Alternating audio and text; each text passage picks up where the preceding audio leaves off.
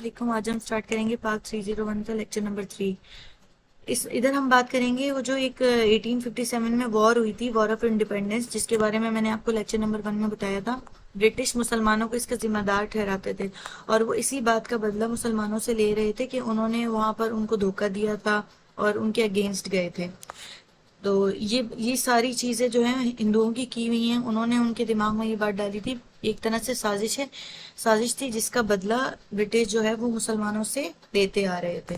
اچھا، مغل سلطنت جو ہے وہ اپنے اینڈ پہ آئی تھی اور جو ہے تخت و تاج جو ہے وہ برٹش کو مل گیا تھا. اس کے بعد ہم بات کریں گے سر سید احمد خان کی. سر سید احمد خان نے پاکستان کی جو ہے ہسٹری میں اسٹیبلشمنٹ آف پاکستان میں بہت ہی امپورٹنٹ رول پلے کیا ہے. جب برٹش رول جو ہے وہ آیا تھا، یعنی کہ ان کی حکومت آئی تھی، تو انہوں نے عربک، پرشین اور جتنی بھی ریلیجیس ایجوکیشن ہیں، مذہب کے جو ہے حوالے سے جتنی بھی ایجوکیشن تھی، انہوں نے سکولز میں بند کر دی تھی. 1835 میں انہوں نے انگلش کو آفیشیل لینگویج بھی بنا دیا تھا. تو اس طرح سے مسلمان ڈپریسڈ ہونا شروع ہو گئے تھے، کیونکہ انگلش سے ان کا دور دور تک کوئی تعلق نہیں تھا. اور پھر اس طرح سے جو ہے سارے جو ہے رولز چینج ہو گئے تھے، تو مسلمانوں کو جو ہے بہت کمتر فیل ہو رہا تھا اور وہ بہت پریشان ہو گئے تھے. تو ایسے ٹائم میں، ایسے مشکل حالات میں سر سید جو ہے مسلمانوں کے بچاؤ کے لیے آگے ہے. سر سید مسلمانوں کو ماڈرن ایجوکیشن کی جو ہے امپورٹنس بتائی.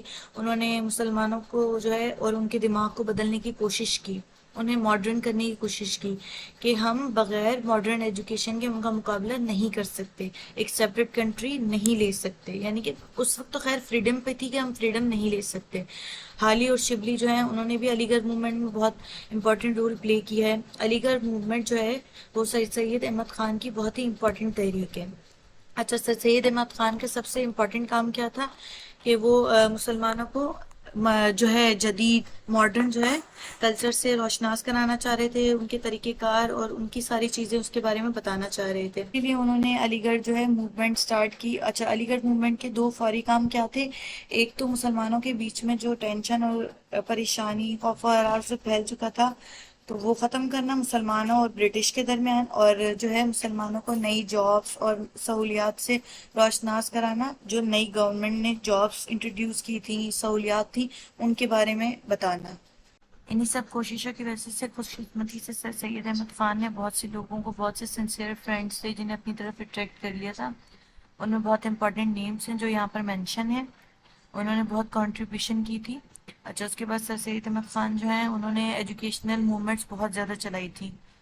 انہوں نے گلشن میں اسکول بنایا تھا مراد آباد میں 1859 میں. اچھا، وکٹوریہ اسکول بنایا تھا غازی پور میں 1863 میں. سائنٹیفک سوسائٹی بنائی علی گڑھ میں 1864 میں. اچھا، محمدن اینگلو اورینٹل اسکول علی گڑھ میں بنایا 1875 میں. اس طرح سے یہ جو ہے امپورٹنٹ کام تھے ان کے. اچھا، یہ بات ایگزام میں آ سکتی ہے، رسالہ اسباب بغاوت ہند جو ہے وہ کس کا ہے؟ تو وہ سر سید احمد خان کا ہے اور جو ہے 1858 میں آیا.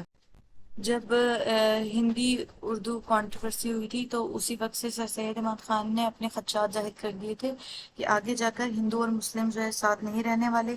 تو انہوں نے مسلمانوں کو یہ آئیڈیا دیا تھا کہ وہ 2 الگ الگ نیشنز ہیں، 2 الگ الگ قوم ہیں، جہاں سے یہ 2 نیشن تھیوری کا آغاز ہوا تھا. اچھا، سر سید احمد خان نے علی گڑھ موومنٹ میں بہت ہی امپورٹنٹ رول پلے کیا تھا، جس نے مسلمانوں کو بیدار کرنے میں بہت ساتھ دیا تھا.